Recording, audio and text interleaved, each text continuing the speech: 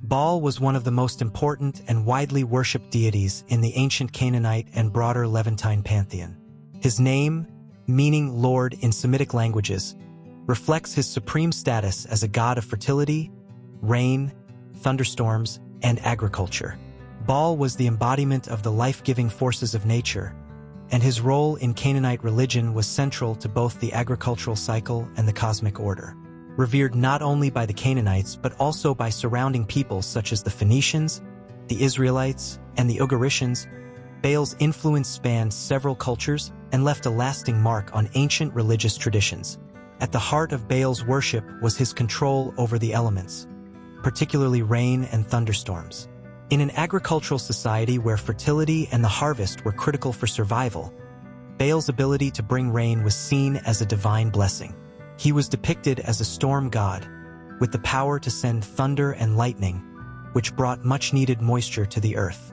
The rains that he controlled were vital for crops to grow, and therefore, Baal was regarded as the provider of abundance.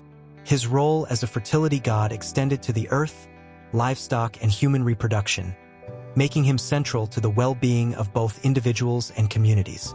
Baal is perhaps best known for his mythological battles, particularly in the Baal cycle, a collection of ancient Ugaritic texts discovered in the ruins of the city of Ugarit, which shed light on the mythological and religious practices of the ancient Canaanites. In these texts, Baal is depicted as a warrior god, fighting against the forces of chaos and destruction. One of the most famous stories is his battle against Yam, the sea god, who represents chaos and the primal forces of the deep. In this epic conflict, Baal defeats Yam using his divine weapons, a mace or club, symbolizing the victory of order, fertility, and civilization over the destructive powers of nature. Baal's most dramatic struggle, however, occurs in his battle against Mot, the god of death and the underworld. In this myth, Baal's defeat at the hands of Mot represents death's temporary triumph, as Baal is swallowed by the earth and disappears from the world. This event causes great mourning among the people, as Baal's absence brings drought and famine. However, Baal is eventually resurrected, symbolizing the cycle of death and rebirth, with the rains returning when he is restored to life. This myth encapsulates the agricultural cycle itself, the death of crops in the dry season, followed by their rebirth when the rains return. It also reflects the belief in divine regeneration and the promise of renewal after hardship. As a storm god and deity of fertility, Baal was often portrayed with attributes that emphasized his power and majesty. In ancient art, he was frequently depicted with a bull or with weapons such as a thunderbolt, and he often appeared seated on a throne, symbolizing his kingship over the natural world. Baal's kingship was not limited to his role as a god of nature. He was also considered a divine ruler who governed the earth and its inhabitants. His authority extended beyond the physical realm, representing both the fertility of the land and the cosmic order that kept chaos at bay. As a result, kings and rulers would invoke Baal's blessing for military success and protection, seeking his favor in battles to ensure their victory. The worship of Baal was widespread in the ancient Near East, and his presence was not confined solely to the Canaanites. His cult spread to other Semitic cultures, including the Phoenicians and Israelites.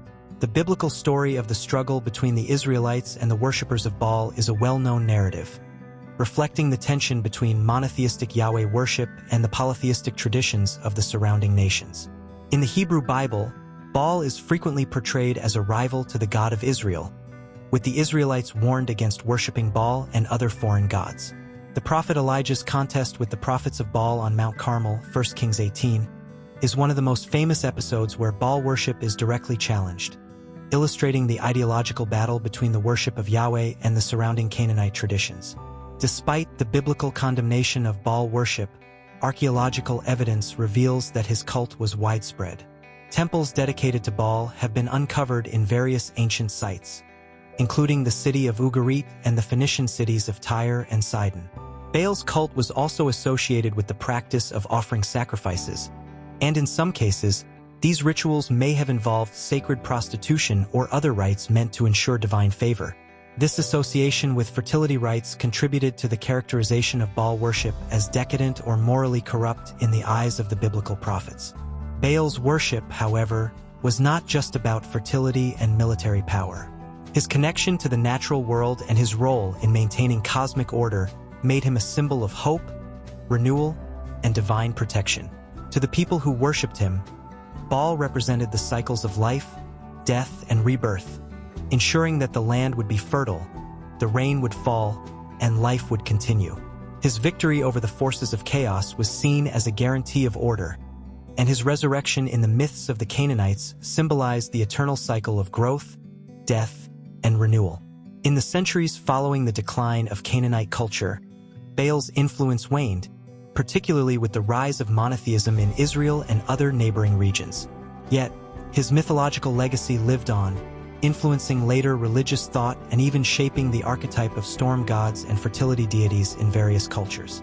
Today, Baal's story remains a powerful reminder of the ways ancient peoples understood their relationship with nature, the divine, and the cycles that governed their world. Through the myths and stories of Baal, we gain insight into the deep reverence ancient societies had for the forces of nature that were both awe-inspiring and essential to their survival.